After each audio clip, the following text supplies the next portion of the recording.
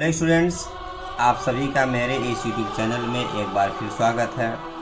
मैं हूं सुरेंद्र। स्टूडेंट्स, आज के इस वीडियो लेक्चर में 10वीं कक्षा के प्रो सेक्शन का चैप्टर नंबर 6 लेकर के मौजूद हूं। यह चैप्टर प्रो सेक्शन का सबसे अंतिम चैप्टर है और इसका नाम है और Indian music stories and anecdotes. इसको लिखने वाले आर श्रीनिवासन हैं।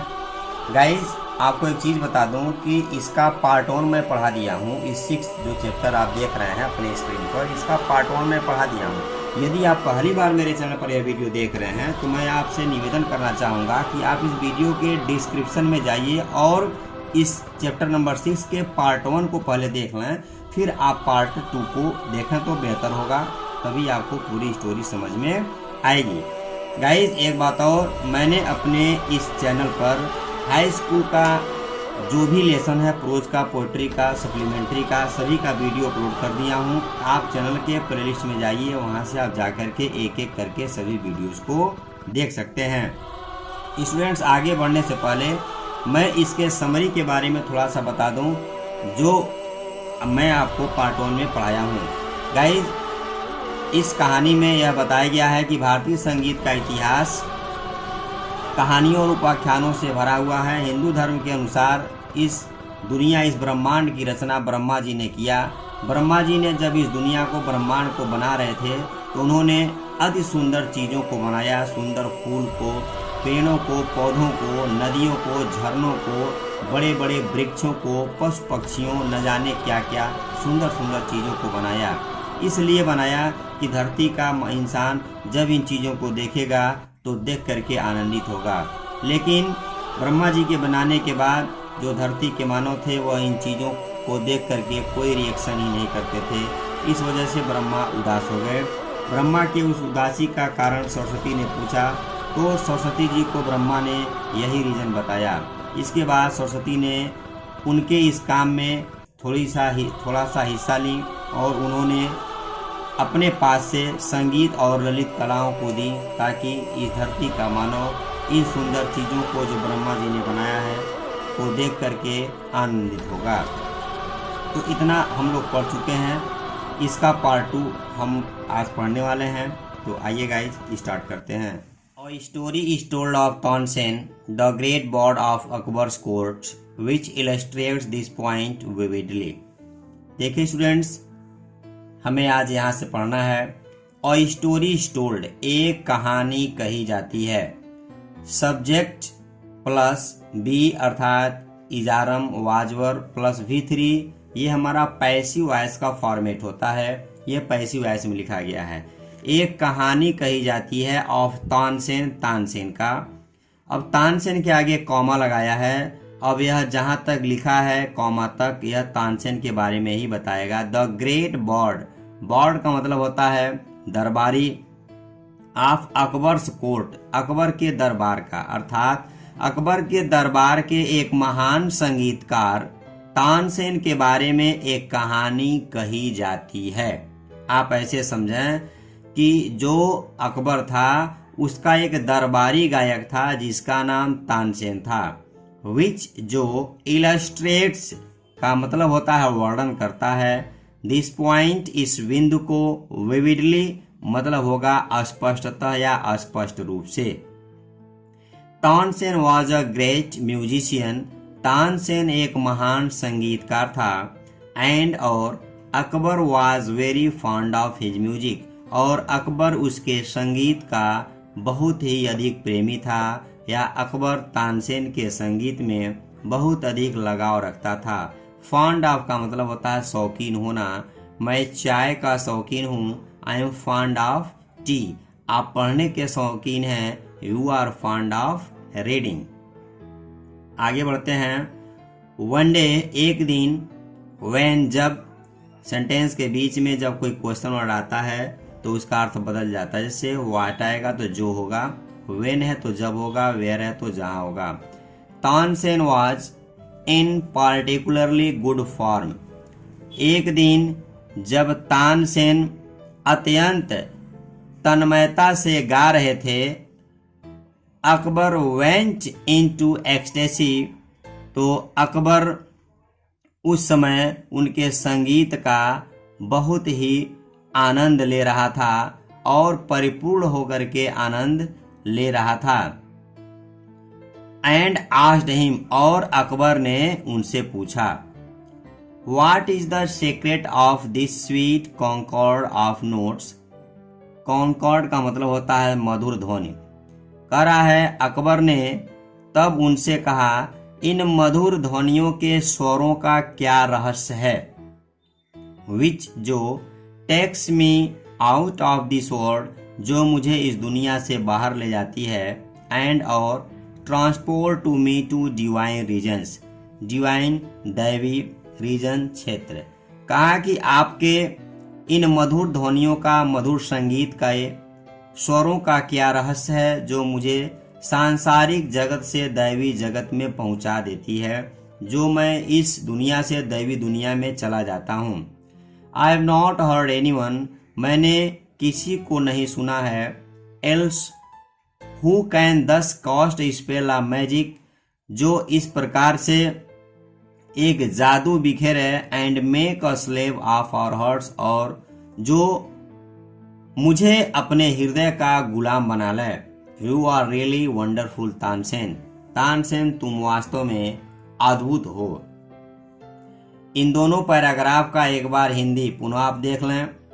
अकबर के दरबार के एक महान संगीतकार तानसेन के बारे में एक कहानी कही जाती है जो उपरोक्त तथ्य का और भी अधिक स्पष्ट वर्णन करती है।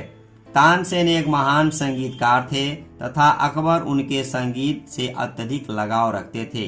एक दिन जब तानसेन अत्यंत तन्मयता से गा रहे थे, अच्छे मूड में होकर के संगीत को गा रहे थे, तब अकबर आनंद से परिपूर्ण हो गए, अत्यधिक खुश हो गए और उन्होंने पूछा तानसेन से, तानसेन इन मधुर ध्वनियों के स्वरों का क्या रहस्य है जो आप इतना मीठा गीत गा रहे हो, इसका क्या रहस्य है कि तुम्हारे संगीत को सुनने के बाद मैं सांसारिक जगत से दैवी जगत में पहुंच जाता हूं।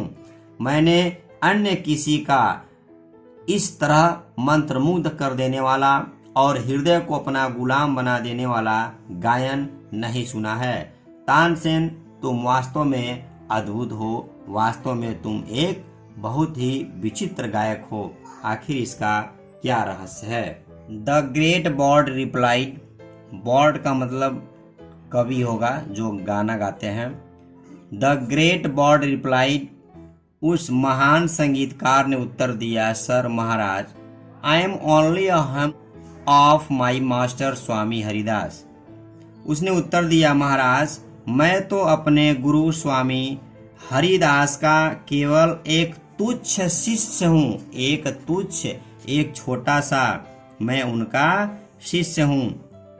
स्टूडेंट्स, आप समझ गए होंगे कि अकबर के दरबार में तानसेन गीत गाते थे और तानसेन के गुरु थे जिनका नाम हरिदास था। आप इसको याद रखेंगे। आगे देखें, आई have not mastered even a fraction means अंश होगा ऑफ द मास्टर्स टेक्निक, तकनीक, ग्रेस एंड चार्म, आकर्षण। उसने उत्तर दिया, मैं तो अपने गुरु के कौशल, लय और माधुर्य के मात्र अंश में भी प्रवीण नहीं हो सका हूँ, मैंने कुशलता हासिल नहीं किया है। वास्ट एम आई बिसाइड हिम, मैं उनके आगे क्या हूँ। होज म्यूजिक, जिनका संगीत is a rhythmic flow of divine harmony, कहा मैं उनके सामने क्या हूँ जिनका संगीत दैवीय सुर, सौंदर्य और जादू की एक एंड चार्म इन साउंड, जादू, beauty and charm in sound, जिनके संगीत में सुंदरता है, आकर्षण है, आप कह सकते हैं जिनका संगीत दैवी सूर्य, सौंदर्य और जादू की तालबद्ध धारा है। मैं उनके सामने क्या हूँ, मैं उनके आगे तो कुछ भी नहीं हूँ। वाट, क्या, द एम्परर क्राइड, सम्राट चिल्ला पड़े, बादशाह ने चिल्लाया, क्या, is there one who can sing better than you, क्या कोई ऐसा भी है जो तुमसे अच्छा, तुमसे बेहतर गा सकता है। Is your master such a great expert? क्या तुम्हारा मालिक इतना महान विशेषज्ञ है? I am but a pygmy by my masters side, said Tansen. Tansen ने कहा, अपने गुरु के सामने मैं तो केवल एक बौने के समान हूँ। तानसेन ने कहा, महाराज मैं तो कुछ भी नहीं हूँ, मेरे जो गुरु हैं उन गुरु के आगे मैं तो केवल एक बौना मात्र हूँ। गाइस आगे देखा क्या होता है। अकबर वाज ग्रेटली इंट्रिग्यूड, कह रहा है कि अकबर, इंट्रिग्यूड का मतलब होता है उत्सुक होना। अकबर बहुत उत्सुक हुआ। He wanted to hear Haridas, वह स्वामी हरिदास के गीत को सुनना चाहता था। बट लेकिन एम्परर दो ही वाज, लेकिन यद्यपि वह सम्राट था, यद्यपि वह बादशाह था, he could not get Haridas to his court, लेकिन वह हरिदास को अपने दरबार में नहीं बुला सकता था। So he and Tansen went to the Himalayas, इसलिए वह और तानसेन हिमालय पर गए। हिमालय पर जो है हरिदास अपने आश्रम में रहते थे, वहीं उनका कुटिया था, उसी कुटिया में वह रहते थे, तो वहीं पर वो लोग गए। वेयर जहाँ इन हिज आश्रम, अपने आश्रम में, ड्वेल्ट मीन्स रहना, द स्वामी, स्वामी जी रहते थे। Tansen had already warn, Tansen ने पहले ही बता दिया था, पहले ही चेतावनी दे दिया था अकबर को, दैट की the Swami would Singh only, कि स्वामी जी तभी गाएंगे, इफ ही वांटेड टू, जब वह गाना चाहेंगे। यह पहले ही बता दिया था। महाराज आप चल रहे हैं, बहुत अच्छी बात है, लेकिन मैं तो आप जब कहते हैं तानसेन गाओ तो मैं गाना प्रारंभ कर देता हूँ। लेकिन ऐसा नहीं है कि मैं आपको लेकर के अपने स्वामी के पास चल रहा हूँ, अपने गुरु के पास चल रहा हूँ तो कह दूंगा कि गुरुवर यह अकबर हैं, बादशाह हैं, यह आपके एक संगीत को सुनना चाहते हैं, आप एक संगीत इनके लिए गा दें। तो ऐसा नहीं होगा, वह तभी गाएंगे जब उनका इच्छा होगा। Several days they stayed at the आश्रम, कई दिनों तक वे लोग आश्रम में रुके रहे। But the swami did not sing, लेकिन स्वामी जी ने गीत नहीं गाया, स्वामी जी ने गाना गाया ही नहीं। कई दिनों तक अकबर और तानसेन वहीं पर उनके आश्रम में रुके रहे। इस दिन तब one day Tansen sang one of the songs taught by the swami, करा है तब एक दिन तानसेन ने एक गीत को गाया जो गीत स्वामी जी के द्वारा सिखाया गया था, एंड और डिलिबरेटली जानबूझ करके इंट्रोड्यूस अ फॉल्स नोट, उसका जो एक नोट था वह गलत गा दिया। देखा स्टूडेंट्स, कह रहा है कि एक दिन तानसेन ने संगीत को गाया, लेकिन वह गीत गाया जो उसके गुरु ने उसको सिखाए थे, अर्थात अपने गुरु द्वारा सिखाए गए गीतों में से एक गीत गाया और जानबूझकर एक गलत स्वर निकाल दिया। और इसका क्या असर पड़ा? A false note, it had almost an electric effect on the saint, और इसका संत पर लगभग वैद्युत सा प्रभाव पड़ा। फिर क्या हुआ? कह रहा है his aesthetic nature received a rude shock, कह रहा है उनकी सौंदर्य शास्त्र संबंधी प्रवृत्ति को गहरा आघात लगा, बहुत आघात उनको हुआ। ही टर्न टू तानसेन, वह तानसेन की तरफ मुड़े और मुड़ने के बाद एंड रिब्यूक्ड हिम, और उन्हें डांटे, सेइंग कहते हुए, what has happened to you Tansen, Tansen तुम्हें क्या हो गया है? That you of people are mine, कि तुम मेरे शिष्य हो, should commit such a gross blunder, gross blunder मतलब होता है बहुत बड़ी गलती, तुमने इतनी बड़ी गलती कैसे कर दी? तुम मेरे शिष्य होकर के इतनी बड़ी गलती करते हो, तुम्हें क्या हो गया है? He then started singing the piece correctly, फिर स्वामी जी ने उस गीत को ठीक ढंग से गाना शुरू कर दिया।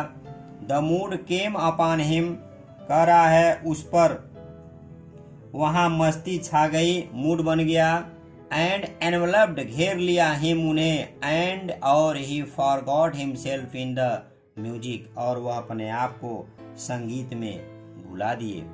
विच filled the earth and heaven उनका संगीत धरती और आसमान को भर रहा था।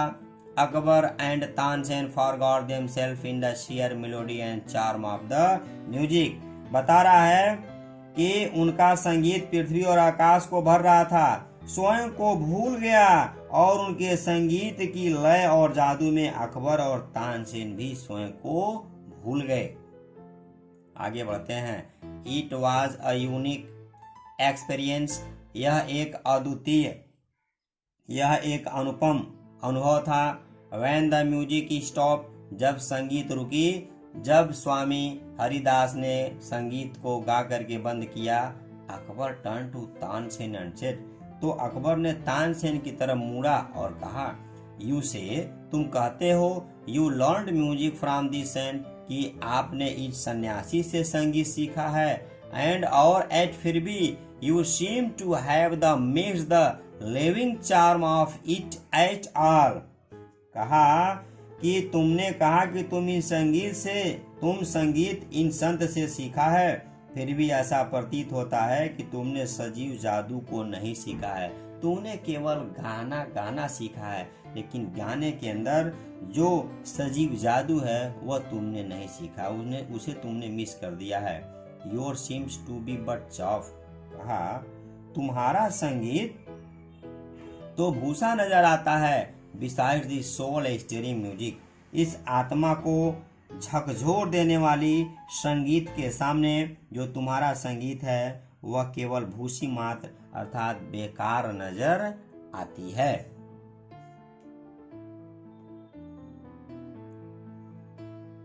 इट इज ट्रू सर, श्रीमान जी महाराज यह सत्य है। शेर तानसेन ने कहा, इट इज ट्रू यह सत्य है दैट की my music is wooden and lifeless by the side of the living harmony and melody of the master. कहा महाराज यह सत्य है।